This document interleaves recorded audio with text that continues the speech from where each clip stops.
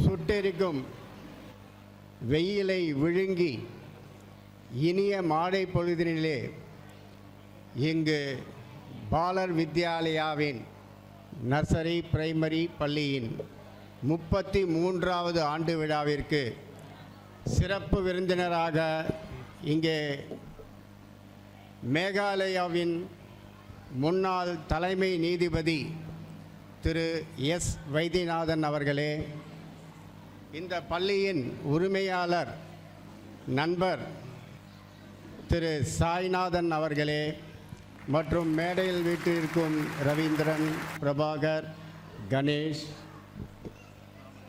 மற்றவர் அனைவருக்கும் எனது முதற்கண், எதிரிலே அமர்ந்திருக்கின்ற சிறுவர்கள், குழந்தைகள், பெற்றோர்கள், முக்கியமாக ஆசிரியர்கள் அனைவருக்கும் எனது முதற்கண் வணக்கத்தை தெரிவித்துக் கொள்கிறேன்.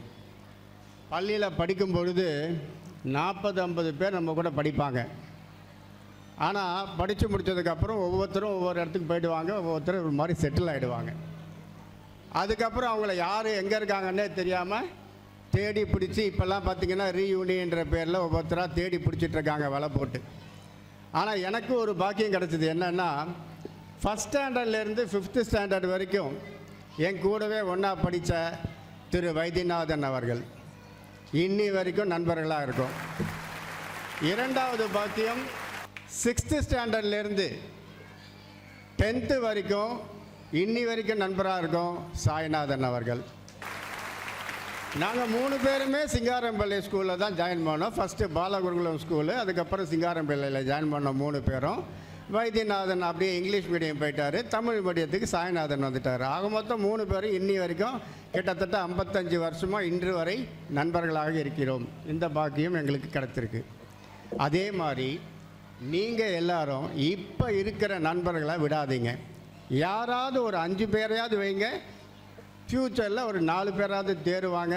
அவங்களோட என்றைக்கும் டச்சில் வச்சுக்கோங்க. வைத்தியநாதன் ஒரு குட்டி கதை சொன்னார்.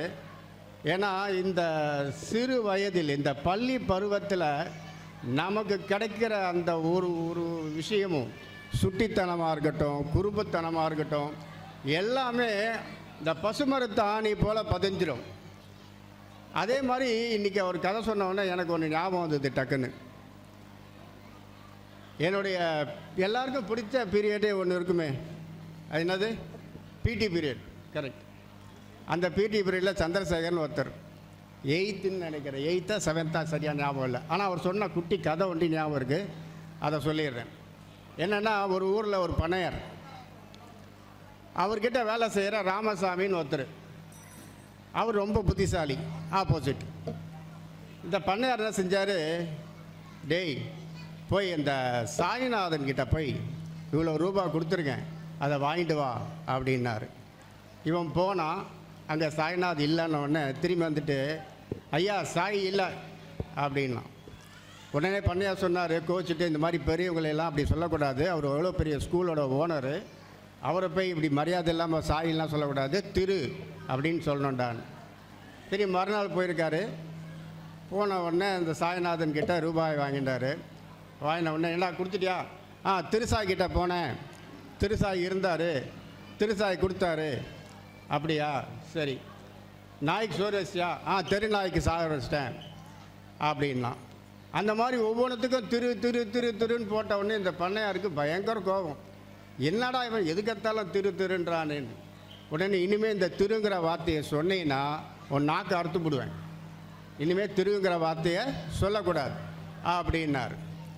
ஒரு மறுநாள், நான் ஊருக்கு போயிட்டு வரேன், 2 நாள் கழிச்சு தான் வருவேன்னு பண்ணையார் கிளம்பிட்டார். இந்த ராமசாமி வீட்டில் இருந்திருக்காப்புல. 2 நாள் கழிச்சு பண்ணையார் வந்தாப்புல. வீடெல்லாம் காலியாக இருக்குது, பீரோலாம் உடஞ்சிருக்கு. என்னடா ஏன்டா இப்படி இருக்குன்னு ராமசாமியை கேட்டார். தன் வந்து ராமசாமி சொன்னார், சொல்கிற நீங்கள் தான் அந்த வார்த்தையை சொல்லக்கூடாதுன்னு சொன்னீங்களே, அதனால் நான் சொல்ல மாட்டேன். கோவில் மணி கூட டன் டன் அடித்தான். என்னடா அது, என்னடா சொல்கிற? இல்லை, திருடன் வந்தான், திருடிட்டு போயிட்டான் அப்படிங்கிறது. டன் வந்தான், திருடிட்டு போயிட்டான் அப்படின்னா. சரிடா, அந்த கோவில் மணி அடிச்சதுனா, கோவில் மணி டன் டன் தான் அடிச்சது, அதனால் கோவில் மணி அடித்தேன். இந்த கதை 1976 இருக்கும், சந்திரசேகரன் பிடி வாத்தியார் சொன்னார். அது எனக்கு இன்றைக்கி இன்னைக்கு வைத்தியநாதன் சொல்லும்போது எனக்கு இந்த கதை ஞாபகம் வந்தது. எதுக்கு சொல்ல வரேன்னா, இந்த மாதிரி பருவத்தில் கிடைக்கக்கூடிய ஒவ்வொரு விஷயங்களும் நமக்கு ரொம்ப ஆணித்தரமான பதியக்கூடிய விஷயங்கள். அடுத்து நம்ம சாய்நாதத்துக்கு ஒரு மாதிரி டெரர் மாதிரி இருப்பாங்க, ஆனால் கிட்ட போனால் அவ்வளோ சாந்தமான குணம் அவங்க அம்மா. ஏன்னா சின்ன வயசுலேருந்து அந்த 7வது 8வது படிக்கிறதுலேருந்து நான் அவங்க வீட்டுக்கு போனவுடனே அந்த குச்சி வச்சுட்டு ஆய் அப்படின்னு மாட்டுவாங்க. பயப்படாமல் தான் இருக்கும். அப்புறம் சாப்பாடு வச்சுருக்கேன் சாப்பிட்டு போ அப்படின்வாங்க. அந்த குச்சி காட்டுறச்சே அந்த இதுவும் சாப்பிட்டு போன்னு சொல்கிற அந்த இதுவும் அப்படியே பிள்ளைக்கே இருக்குது. இன்றைக்கும் அந்த மாதிரி தான் சாய்நாதன் வரவங்க யாராக இருந்தாலும் சாப்பிட்டியாடா சாப்பிடு அப்படிங்கிற குணம் இருக்குது. அதே மாதிரி பார்த்திங்கன்னா அவங்க அப்பா ரொம்ப சைலண்ட்டானவர், அதிகமாக யார்கிட்டையும் பேச மாட்டார். ஆனால் எங்கிட்ட ஜாஸ்தி பேசுவார். வந்தால் 1 மணி நேரம் ஆனாலும் அறுத்து தள்ளிடுவார். அந்த அளவுக்கு பேசுவார். ரொம்ப நல்ல மனுஷன், சாந்தமாக இருந்தாலும் ரொம்ப நல்ல மனுஷன். சாய்நாதனை பொறுத்த வரைக்கும் எப்படின்னா, நல்ல ஐடி ஃபீல்டில் நல்லா சம்பாதிச்சு நல்ல போஸ்ட்டில் இருந்தவர். அம்மா அப்பா அதாவது தன்னுடைய பேரண்ட்ஸ் ஒரு தொழிலை நடத்தினாங்கன்னா அந்த தொழிலை அப்படியே திருப்பி பையன் வாங்கி நடத்துறதுங்கிறது ரொம்ப அபூர்வமான விஷயம். எனக்கெல்லாம் அந்த பாக்கியம் கிடைக்கல. நல்ல வேலையில் இருந்தவர் ரிசைன் பண்ணிவிட்டு அடுத்த நிமிஷம் அம்மா சொன்னாங்கன்ட்டு உடனே ஸ்கூல் பொறுப்பை ஏற்றுக்கிட்டு இன்னி வரைக்கும் சக்ஸஸ்ஃபுல்லாக பிரமாதமாக இந்த அளவுக்கு பிரமாதமாக நடத்தி கொண்டிருக்கிற சாய்நாதன், என்னுடைய நண்பர் சாய்நாதனுக்கு பலத்த கரகோஷத்துடன் நன்றி.